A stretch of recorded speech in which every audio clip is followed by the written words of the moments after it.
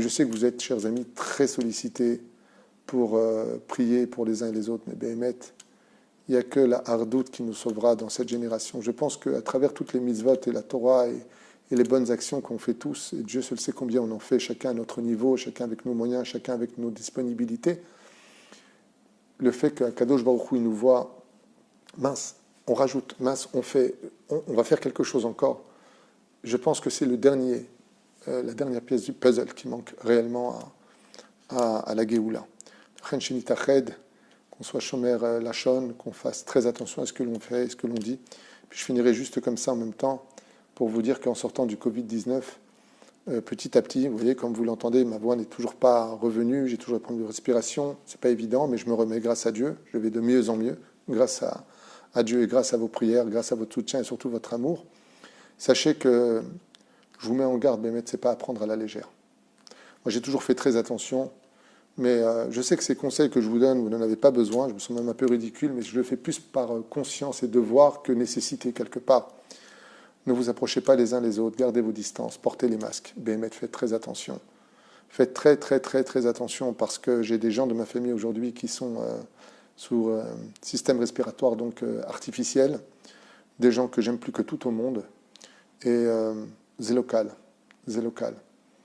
Et beaucoup autour de nous sont partis du Covid-19, la Satan, Hazve Shalom. Beaucoup de personnes âgées qu'on pourrait rapprocher, donc on peut être comme ça, sans se rendre compte, et puis leur transmettre le virus, et puis à un deuxième degré, provoquer des dégâts qui seraient irréversibles.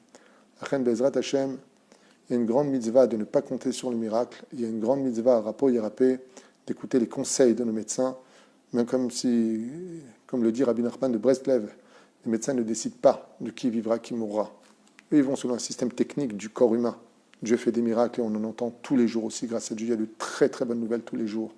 Il y a des gens qui reviennent de choses impossibles, de coma irréversibles et même de la mort. Et ça, c'est entre les mains d'Hachem.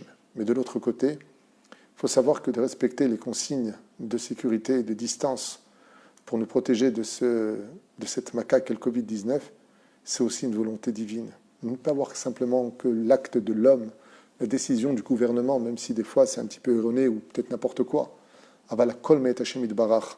Et je vous conseille vraiment de tout faire pour prendre conscience et prendre compte l'existence de l'autre et surtout, Bezrat Hashem, la vôtre. Parce que il n'y a que quand ça nous arrive qu'on se rend compte que Béhémet, c'est pas une petite grippe, c'est un peu plus sérieux.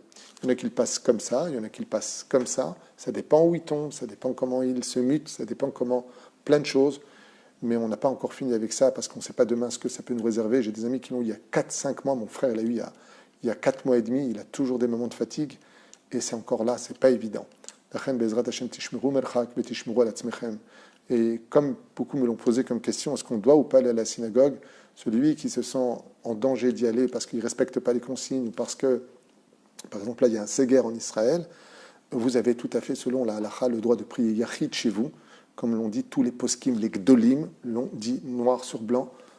On peut tout à fait prier à la maison, il n'y a pas besoin de provoquer l'impossible jusqu'à ce que malheureusement, à travers certaines réunions, une mauvaise distance, on tombe dans le piège. Le Sefer Torah ne se sort que quand on est d'ici, on n'est pas d'ici, on n'a aucune mitzvah de sortir les filles à halakha, le Sefer Torah. Donc on fait à la maison la lecture et on fait la haftara, sans les bénédictions parce qu'on n'est pas 10. On fait son moussaf, on prie de tout son cœur et surtout, on reste vivant et en bonne santé. Amen.